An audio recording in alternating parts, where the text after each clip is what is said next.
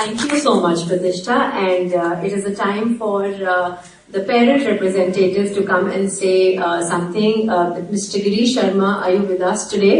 Father of Shreya of class 12th B. He would like to share his views with all of us.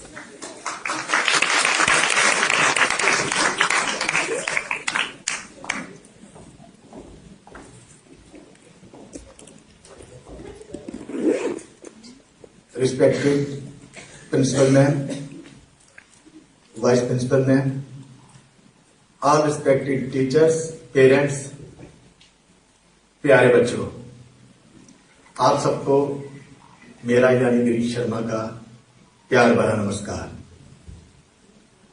मैं पिछले लगभग 22-23 वर्षों से इस सेंट मार्क स्कूल से जुड़ा हूं। आप समझ रहे होंगे कि पास आउट करने के लिए तो सिर्फ 12 वर्ष चाहिए, तो 22-23 वर्ष कैसे।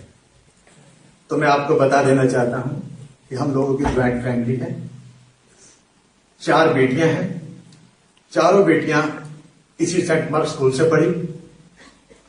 2 बड़ी बेटियां ऑलरेडी पास आउट हो चुकी हैं और 2 छोटी बेटियां रिया शर्मा और Shreya Sharma 12th B standard से अब हो रही हैं। मेरी सबसे बड़ी बेटी साक्षी शर्मा, उसने 93 में केजी क्लास से सेंट मार्क स्कूल ज्वाइन किया। उससे छोटी बेटी आक्षी शर्मा ने 96 में किया। सबसे बड़ी बेटी साक्षी शर्मा ने इस स्कूल से पास आउट करने के बाद MA B.Ed किया और इसी स्कूल में टीचर की पोस्ट ज्वाइन किया।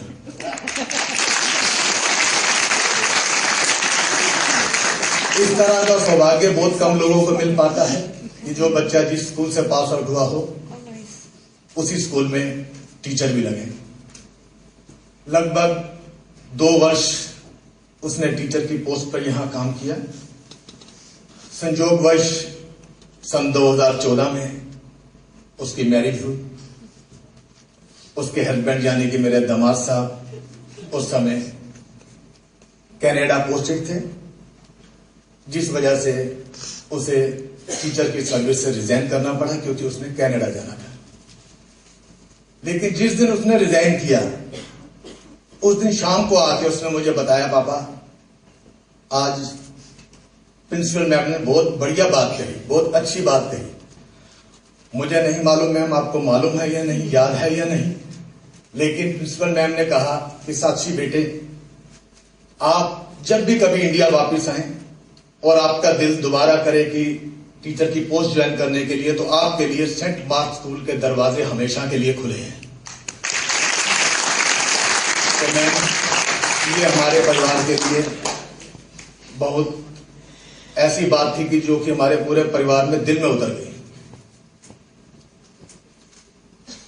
पिछले 22-23 वर्षों में मैंने सेंट मार्क स्कूल के लिए जो महसूस किया, जो समझा कि सेंट मार्क स्कूल में पढ़ने के बाद बच्चों के जो हौसले हैं वो बहुत बुलंद हो जाते हैं। और मेरा अनुभव ये कहता है कि जिस बच्चे के हौसले बुलंद हो जाएं, उसे अपने लक्ष्य को प्राप्त करने के लिए कोई दुनिया की ताकत रोक नहीं सकती, क्योंकि किस्मत में लिखी हर मुश्किल टल जाती है। यदि बुलंद हो हौसला तो हर मंजिल भी मिल जाती है। सर उठा के देखोगे अगर आसमां को बार बार, तो आसमां को छूने की प्रेरणा भी मिल जाती है।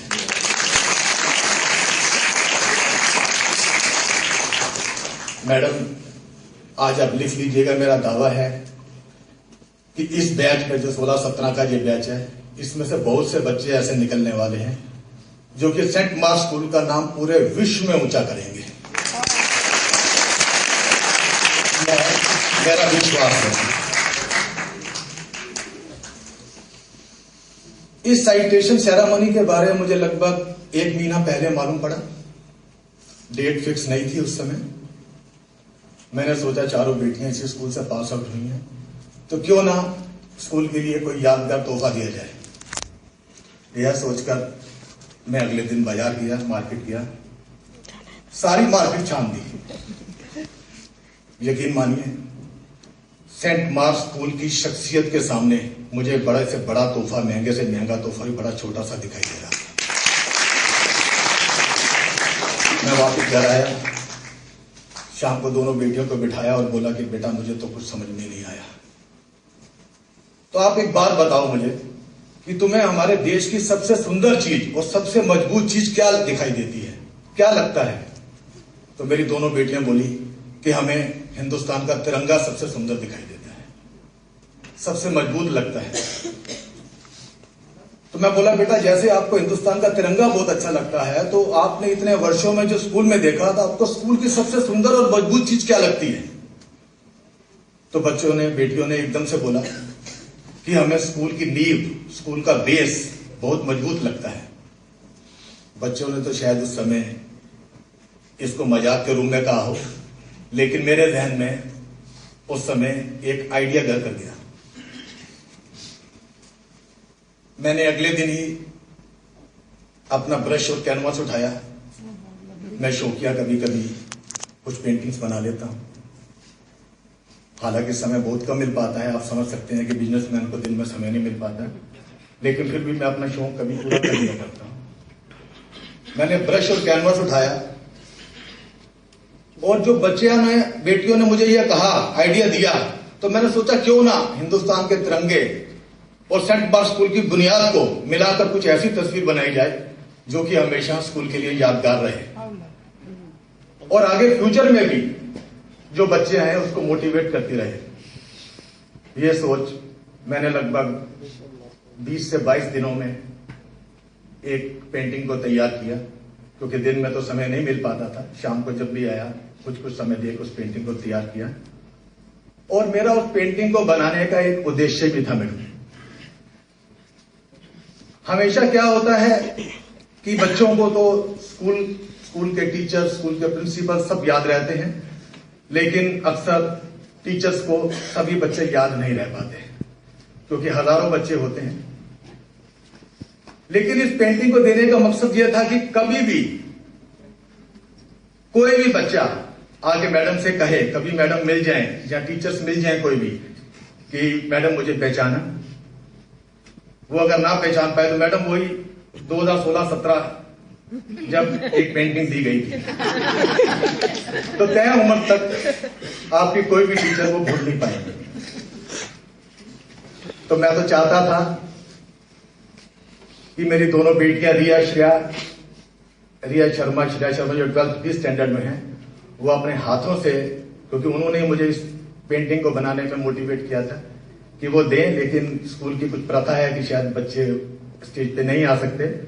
तो मैं चाहूंगा कि मेरे परिवार के लोग आए और अपने हाथों से उस पेंटिंग को प्रिंसिपल मैम को भेंट करें। और आप सभी लोगों से एक गुजारिश कि मेरी इस बनाई पेंटिंग को प्लीज किसी प्रोफेशनल आर्टिस्ट की बनाई पेंटिंग के नजरिए से मत देखिएगा, क्योंकि मैं शौकिया करता हूं।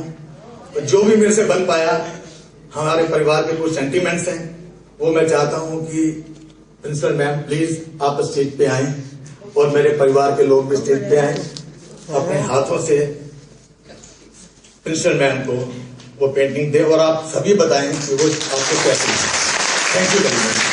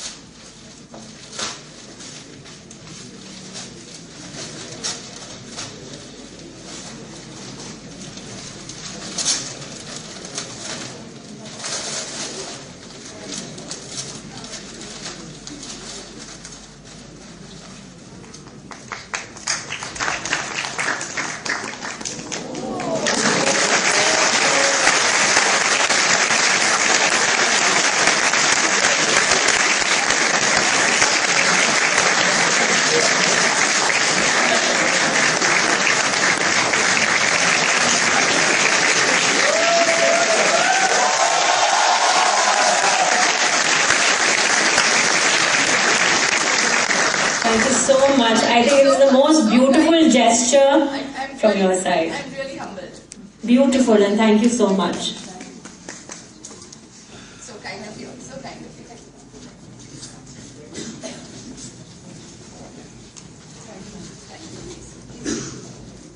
आपकी इन बातों से मुझे एक बात याद आ गई कि कौन कहता है आसमां में सुराख हो नहीं सकता, एक पत्थर तो तबीयत से उछालो यारो. Right?